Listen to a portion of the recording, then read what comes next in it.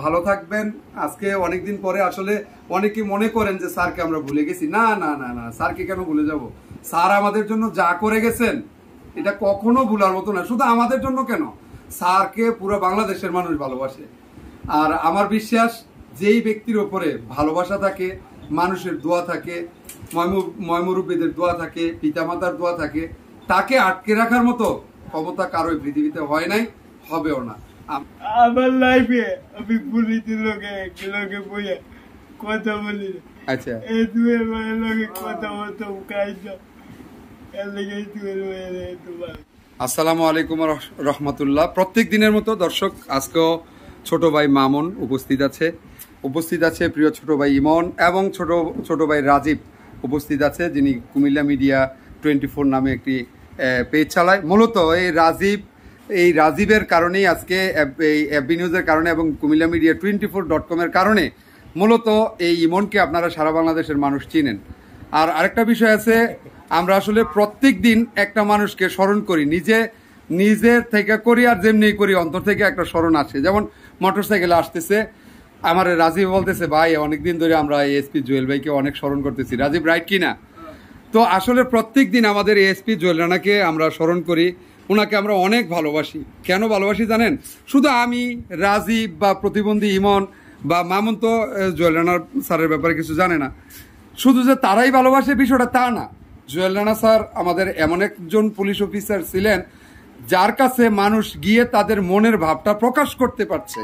মানে ওনাকে দেখলেই যেমন একটা মানুষের মনে এমন একটা প্রশ্ন জাগছে যে ওনার সাথে আমি মন খুললা কথা বলতে পারবো, সমস্যাটা জানাইতে পারবো।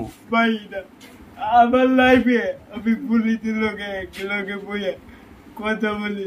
আচ্ছা, এই দুয়ের মায়ের লোকে কথা বলতাম কাইটা এর লেগে দুয়ের মায়ের তোমার। তো আমরা জুয়েল ভাইকে স্মরণ করি। জুয়েল ভাই যেখানেই থাকবেন ভালো থাকবেন।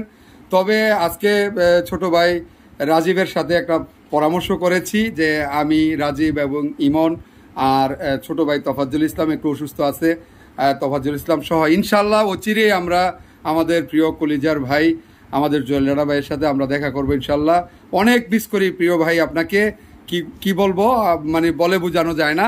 অনেক মিস করি, শুধু এই জন্যই মিস করি যে বিভিন্ন আমাদের যে সাংগঠনিক কাজগুলো ছিল, আমরা যে মানবিক কাজগুলো করেছি, আপনি অনেকটাই উৎসাহিত করেছেন আমাদেরকে, অনেকটাই আমাদেরকে সুযোগ করে দিয়েছেন, আমাদের পাশে এসে দাঁড়িয়েছেন, আমাদেরকে উৎসাহিত করেছেন মানবতার কল্যাণে কাজ করার জন্য। ভাই এখনো করি, আলহামদুলিল্লাহ, দোয়া করবেন, সব সময় করে যাব, আপনার দোয়া ভালোবাসা আছে। তো আমাদের পরিবারে জুয়েল ভাইয়ের উদ্দেশ্যে বলছি, আমাদের পরিবারে নতুন সদস্য জড়িত হয়েছে ছোট ভাই মামুন। আপনি হয়তো জুয়েল রানা স্যার, আপনি হয়তো ভাই জানেন না মামুনকে। মামুনও কিন্তু ইমনের মতো, মামুনের বাড়ি দাউদকান্দি, থাকে তরিকান্দি নানির বাড়িতে। ডেলি একবার হইলো গরিপুর বাজার আয় করবো, গরিপুর ভাই আবার ফোন দিব, ভাই কই আছেন আইতাছি। মামুন অনেক ভালোবাসে আমাকে। আমি জিজ্ঞাসা করেছিলাম, মামুন কেরে আইসো ভাইয়ের কাছে, কেরে আইসো? টাকা লাগবো, পয়সা লাগবো, কিছু দেওয়ান লাগবো? মন ভালোবাসো, মনটা থারবা দিয়ে, বুঝেননি দর্শক, ভালোবাসে সেজন্য আসছে। তো ইমন, আমরা জুয়েল স্যারের উদ্দেশ্যে কি বলতে পারি?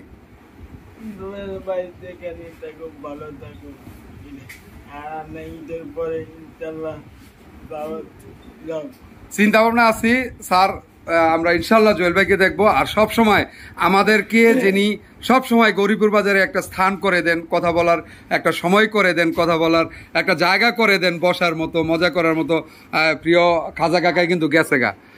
খাজা কাকা, আপনি যে আম করে স্থান করে দেন বসার মতো, ইমনে আসলে সব সময় জায়গা দেন এবং মামনে আসলে সব সময় জায়গা দেন।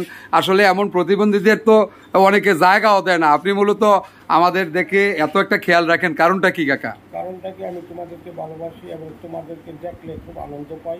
সেই কারণে আমার যদি একটু সময় লস হয়, বেচারিনি কম হয়, তোমাদেরকে যদি আমি বসাইতে পারি, আমি নিজেকে নিজের জন্য মনে করি। আলহামদুলিল্লাহ কাকা, অনেক ধন্যবাদ আপনাকে। আমি আপনার সন্তানের মতো, অন্যায় করলে মাফটাপ করে দিয়েন। তো মামুন, আজকে তো আমরা একসাথে ইফতারি করতে পারি নাই, তুমি আলাদা করছো এখানে আর আমরা করছি ওখানে, কারণ একটা কাজে গেছিলাম গা। ইমনে অল্পের জন্য পাইছে আমারে, যাই হোক আলহামদুলিল্লাহ। তো দর্শক, কথা বাড়াতে চাই না। অনেকেই আসলে কি বলবো, যদি আমি সমালোচনার কথা বলি, হাসি দিয়েন না কেউ। আমি আমার একটা ব্যক্তিগত অভিজ্ঞতার কথা বলি আজকে।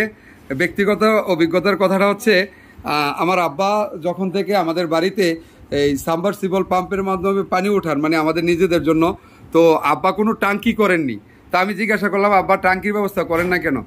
টাঙ্কির ব্যবস্থা এই জন্য করবো না, কারণ এই মোটরটা শুধু আমি আমার পরিবারের জন্য বসাইনি, আমি অত্র এলাকার জনগণের জন্য বসাইছি। তো আব্বা কি করছেন, মোটরের সুইচটা বাইরে করে দিচ্ছেন, মোটরের জন্য আলাদা একটা লাইন, আলাদা ভাবে যে কেউ আসে পাইপও বাইরে আছে, মোটরের সুইচ দেয়, পানি নিয়ে সেখান থেকে যায়। এইভাবে মোটামুটি আজকে প্রায় 15-16 বছর যাবৎ চলছে। তো গতকাল আমার আম্মা আমারে বলতেছে, রাসেল, এই কিছু মানুষ না সমালোচনা করে, অন্য মানুষের সাথে আলোচনা করে, তারা কি পানি আম করে এমনি ফিরি দেয়, তারা সাংবাদিক মানুষ, তার এই রাসেলের আব্বা কারেন্টের কাজ করে, তারা মনে হয় মিটারও কোনো ভ্যাস্টেজ আছে, এটা করে লইছে, বিল টিল ওঠে না, নাই তো মাগ না, আবার 15 বছর 16 বছর পানি দেয়।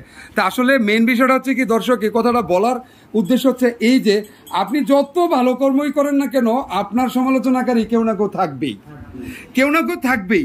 এই সমালোচনাকারীদেরকে নিয়ে যদি আমরা ভাবি, আমি ব্যক্তিগতভাবে মনে করি যে আমার সময়টাই লস হয়, যা তাকে নিয়ে যতক্ষণ ভাবি।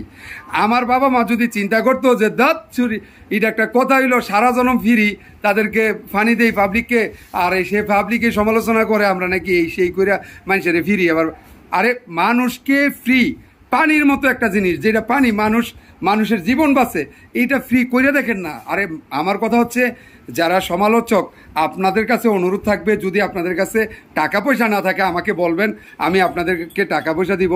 কিছু টাকা অসহায় মানুষের মানে হাতে তুলে দিয়ে দিয়েছেন, মনের ভিতরে কেমন একটা শান্তি লাগে, কেমন একটা শান্তি লাগে।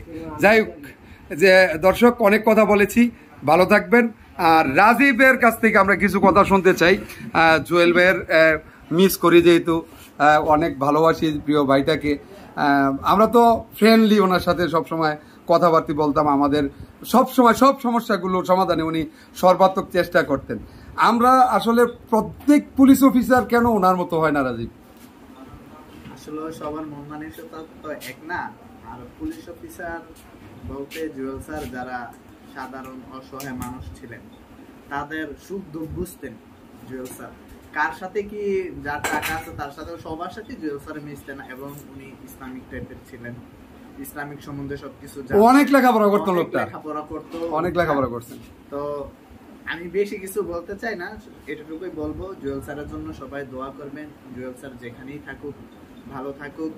আর জুয়েল স্যারের সম্বন্ধে কি বলবো, বলে প্রকাশ করা যাবে না। আসলে স্যারের মতো মানুষ হয় না এই জগতে। অনেক মিস করবো প্রিয় ভাইকে।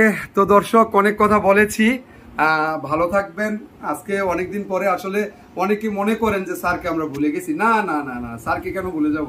স্যার আমাদের জন্য যা করে গেছেন এটা কখনো ভুলার মতো না। শুধু আমাদের জন্য কেন, স্যারকে পুরো বাংলাদেশের মানুষ ভালোবাসে। আর আমার বিশ্বাস, যেই ব্যক্তির ওপরে ভালোবাসা থাকে, মানুষের দোয়া থাকে, ময়মুরব্বীদের দোয়া থাকে, পিতামাতার দোয়া থাকে, তাকে আটকে রাখার মতো ক্ষমতা কারোই পৃথিবীতে হয় নাই, হবেও না। আমরা সকলেই আপনাদের ভালোবাসা চাই, দোয়া চাই। ভালোবাসা দোয়ার চেয়ে শক্তিশালী জিনিস এই পৃথিবীতে আর কোথাও নাই। ভালো থাকবেন, আসসালামু আলাইকুম। আর দর্শক, যে আপনারা জুয়েল স্যারকে কে কে মিস করেন সবাই কমেন্ট করে জানাবেন, আর ভিডিওটি সবাই শেয়ার করবেন। আল্লাহ হাফেজ।